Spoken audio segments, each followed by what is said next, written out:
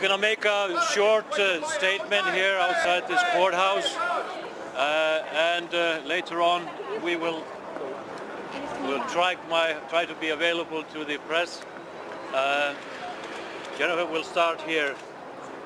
Since 2010, we've warned that Julian Assange would face prosecution and extradition to the United States for his publishing activities with WikiLeaks. Unfortunately, today we've been proven right. Mr. Assange was arrested this morning at about 10 o'clock at the Ecuadorian embassy after the ambassador formally notified him that his asylum would be revoked, and he was arrested by British police. We've today received a warrant and a provisional extradition request from the United States alleging that he has conspired with Chelsea Manning in relation to the materials that were published by WikiLeaks in 2010. This sets a dangerous precedent for all media organisations and journalists in Europe and elsewhere around the world. This precedent means that any journalist can be extradited for prosecution in the United States for having published truthful information about the United States.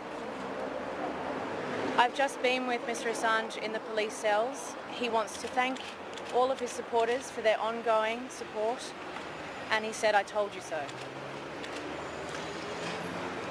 Well, the only thing to add to this is the fact that this is a dark day for journalism. As Jennifer said, this sets a precedent. We don't want this to go forward. This has to be averted. The UK government needs to make a full assurance that a journalist will never be extradited to the United States for publishing activity. This pertains to publishing work 9 years ago. Publishing of documents, of videos of the killing of innocent civilians, exposure of war crimes. This is journalism. It's called conspiracy. It's conspiracy to commit journalism. So this has to end, and we urge everybody to support Julian Assange in fighting this extradition. Thank you. What legal avenues are available to you to prevent his extradition? We will be contesting and fighting extradition. We've requested that he now gets medical treatment. He's been refused medical treatment for the past 7.5 years, 7 years since being inside the embassy. We will be fighting extradition, and he'll be brought before the court again within the next month. How is he now? We're not going to be taking any more questions today. Thank you very much. You are asking about the elements in the extradition request.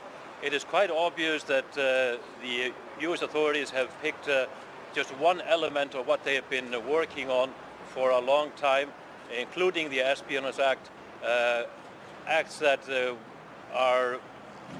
have decades in prison.